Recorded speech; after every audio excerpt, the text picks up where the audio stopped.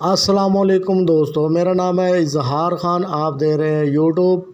तो उम्मीद करता हूँ आप तमाम दोस्त खैरियत से होंगे। इस वीडियो में हम आपके साथ एक फ़ाल्ट शेयर करने वाले हैं। तो ये डीसी इन्वर्टर यूनिट है, इसमें कोई भी एरर शो नहीं हो रहा। और कंप्रेसर क्या करता है कि भी 1.5 से 2 मिनट के बाद जो है ना बंद हो जाता है। पहले कंप्रेसर बंद होता है, उसके बाद फ़ैन बंद होता है, दोबारा फिर इसी तरह बार बार चलता बंद होता है, लेकिन कूलिंग जो है ना प्रॉपर नहीं हो पाती। 1.5 से 2 एम्पेयर तक जाता है। इससे ऊपर जो है ना कंप्रेसर का लोड नहीं जाता और इतनी ही हल्की सी कूलिंग होती है, उसके बाद जो है ना बंद हो जाता है। और इसमें जैसा कि आपको बताया कोई भी एरर शो नहीं होता है, कोई भी जो है ना किसी किस्म का जो है ना इसी तरह बार बार चलता बंद होता है, चलता बंद होता है, लेकिन प्रॉपर तरीके से कूलिंग नहीं हो पाती। और इसको फॉल्ट को हमने बड़ी मेहनत से ट्रेस किया। उम्मीद करते हैं आपके नॉलेज में इससे फ़ायदा होगा। अगर फ़ायदा हो तो इस वीडियो को लाइक भी करें, शेयर भी करें। तो दोस्तों चलते हैं, बताते हैं कि किस वजह से इसमें ये फ़ाल्ट आया था। इस वीडियो को लास्ट तक ज़रूर देखें। लास्ट में हम आपको दिखाएंगे किस वजह से ये फ़ाल्ट आया था और इसको हमने ट्रेस किया काफ़ी मेहनत के बाद। तो दोस्तों इसमें जो है ना जैसे ही हमने इसके इंडोर और आउटडोर को खोला, सेंसर बार बार हमने सारे सेंसर चेक कर लिए। जो ना इनको बार बार इंडोर के और आउटडोर के हर सेंसर को हमने ट्रेस आउट किया, री इंस्टॉल किया, उतार के जो भी प्रोसेस होता है वो सारे कर लिए, लेकिन फॉल्ट वैसा का वैसा ही रहा। तो जो 3 सेंसर है इन आउटडोर में है वो भी चेक कर लिए। इसी तरह जो इनर के सेंसर है उसमें डबल सेंसर है, 3 सेंसर ही इंडोर में है, उनको भी चेक कर लिया बार बार, लेकिन फॉल्ट वही का वही था।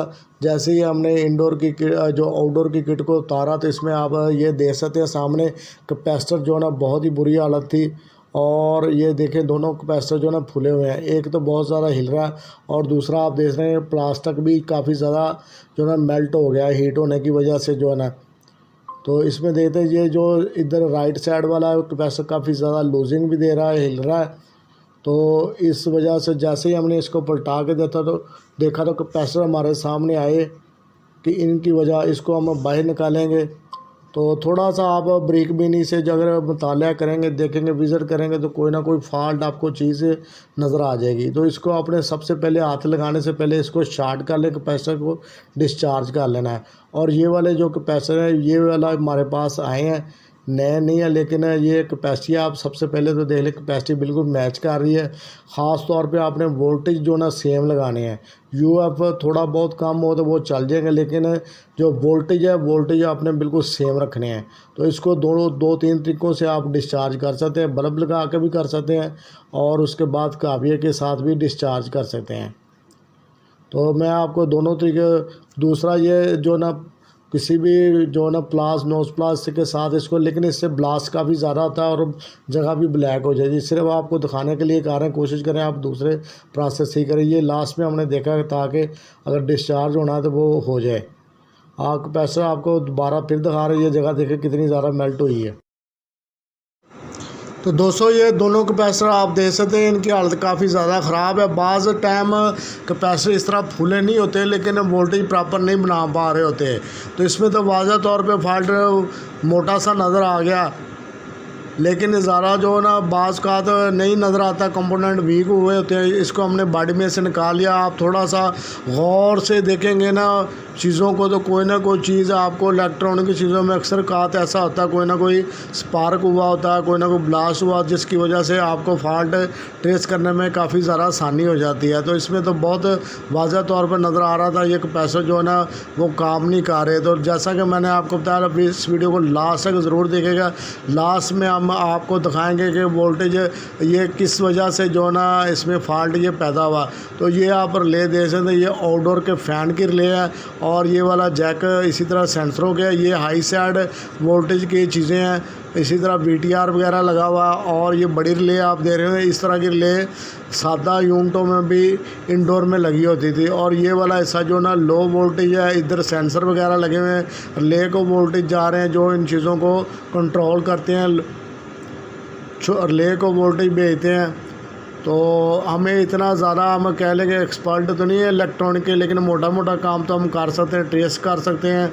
इसी तरह हम गौर से करेंगे तो हमें ये फ़ाल्ट ट्रेस करने में भी आसानी हो जाएगी। इन्वर्टर एसियों में जो फ़ाल्ट आ रहे हैं तो इसमें भी जैसा कि आपको ये कैपेसिटर पे एक पट्टी लगी नज़र आ रही है, इसको भी आपने ख़ास तौर पर ध्यान रखना है। जैसे आप कैपेसिटर ये छोटे हो या बड़े हो, उन दोनों में एक जैसे ही होते हैं। माइनस प्लस का लाजमी तौर पे निशान होता है, तो ये आप इसमें देख सकते हैं वोल्टेज हमें जो ना दोनों कैपेसिटियाँ सेम मिल गई हैं। तो इस चीज़ का आपने बहुत ख़ास तौर पे ध्यान रखना है कि वोल्टेज जो है ना वो लाजमी तौर पे जो सेम होने चाहिए। और यूएफ थोड़े बहुत ऊपर नीचे जो ना चल जाएंगे तो ये जैसे आपको ये एरर के निशान नज़र आ रहे हैं तीर के नीचे को बने हुए, तो ये वाली साइड जो ना माइनस है, इस साइड पे आपने जो कैपेसिटर लगाना है इसका ख़ास तौर पे ध्यान रखना है। तो लास्ट में हम आपको इसके वोल्टेज भी बनते हुए दिखाएंगे कि वोल्टेज कितने मारे हैं फुल स्पीड पे, फुल यानी कि हमने इसको 20 पे रखा हुआ था। इतना ज़्यादा डिटेल के साथ तो नहीं बना सके, लेकिन मोटा सा आपको फॉल्ट ट्रेस करना और ये कैपेसिटर रिप्लेस आपको दिखाएंगे इंशाल्लाह। उम्मीद करते हैं इस वीडियो से आपको फॉल्ट ट्रेस करने में आसानी होगी, काम करने में आसानी होगी। तो ये जैसा कि आपको बाहर निकल के भी बहुत नज़र आ रहा है कि बहुत ज़्यादा फ़र्क है। दूसरे कैपेसिटर आप देखेंगे तो उनकी हालत में और इनकी हालत में काफ़ी ज़्यादा आपको फ़र्क नज़र आएगा। तो इसके काफ़ी ज़्यादा बड़े पॉइंट है, काफ़ी बड़ा शोल्डर है। हमारे पास ये एक छोटा रहा पहले यूज़ किया, इससे के साथ काम नहीं हमारा बना, तो इससे बड़ा काफ़िया जो है ना 65-70 वाट का ना वो इससे उतारेगा, उससे हमने उतार लिया। और इसमें पॉइंटों में थोड़ा सा फ़र्क आप देखेंगे। तो ये सामने वाली पट्टी जो माइनस वाली, दूसरा पॉइंट जो ना प्लस का है, तो इसमें और इसके दोनों पॉइंटों में थोड़ा सा आप डिफरेंट देख रहे हैं। लेकिन ये कैपेसिटर जो बाद में आए हैं यूज़ हुए पुराने हैं, लेकिन इसमें जो ना क्वालिटी वाइज उनसे काफ़ी बेहतर हैं। जो किट में ऑलरेडी पहले लगे हुए थे उनसे इनकी क्वालिटी बहुत दोस्तों ज़बरदस्त किस्म की है। तो ये आपको दिखा रहे हैं एक लेफ़्ट और राइट का कंसेप्ट बना हुआ है। इसमें आप देखेंगे दो इनके पॉइंट ज़रा ब्रीक हैं और उनके पॉइंट ज़रा चौरस बने हुए हैं, लेकिन ये आप इससे भी बड़े सर्किट में इजीली कैपेसिटर यूज़ कर सकते हैं ये वाले। तो इनको हमें इंस्टॉल करने में थोड़ी सी होगी, आप ड्रिल मशीन के साथ थोड़ा सुराख भी बड़ा कर सकते हैं, टेस्टर वगैरह के साथ भी कर सकते हैं। इनको हमने लगा दिया, आप किट वगैरह को फिट कर रहे हैं। ये आप देख सकते हैं किट वगैरह हमने दोबारा लगा दी है, कनेक्शन वगैरह लगा रहे हैं आउटडोर के कनेक्शन भी आपने बहुत ध्यान से, जो 3 वायर आपने लगानी होती है उनको भी आपने बहुत, जो कलर आपने ऊपर लगाए हैं आउटडोर पे वही कलर आपने इंडोर पे भी लगाने हैं। तो अभी हम इनको लगा के इसी तरह इंडोर को भी लगा के ये कलर आप देख सकते हैं सेम कलर आपने बिल्कुल नीचे भी लगाना है। जैक वगैरह सारे लग चुके हैं, इनका भी आपने ख़ास तौर पर ध्यान रखना, जैक पूरे आपके कंप्लीट होने चाहिए। अगर हीट एंड कूल का जैक नहीं लगा तो आपका कूलिंग पे तो इजीली एसी चल जाएगा, लेकिन सेंसरों के जो ना जैक लाजमी तौर पे लगे होने चाहिए। तो जैसा कि मैंने आपको पहले भी बताया था, तो ये देख सकते हैं कलर इसी तरह इंडोर में भी सारे चीज़ें लग चुकी हैं, सेंसर लग चुके हैं। अभी हम इसको ओपन ही चलाएँगे और ये चल चुका है आउटडोर। तभी आप देखेंगे इसके जो ना एम्पेयर हमने इसको फुल स्पीड पे रख के चलाया हुआ 20 पे फ़िलहाल हमने टेम्परेचर को किया हुआ आउटडोर।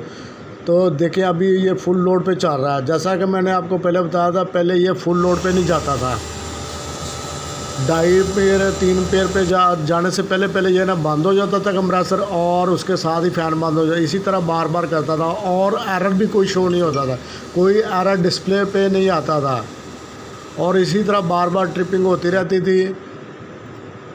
और मेन वजह भी यही थी, जब अगर वो कुछ देर के लिए कंप्रेसर ना चले या कोई चीज़ ना चले फिर ही एरर शो होता है। इस वजह से एरर कोई भी शो नहीं हो पा रहा था। तो ये वोल्टेज भी आप दोनों पे दे सकते, इसको आपने मीटर को डीसी पे रखना है। और दोनों जो कैपेसिटर हैं, बाद सर्किटों में 3 कैपेसिटर भी लगाए हुए हैं।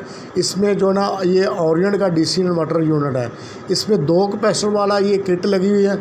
अभी आप देख सकते हैं 354-57 तक ये वोल्टेज डीसी निकाले दोनों कैपेसिटर।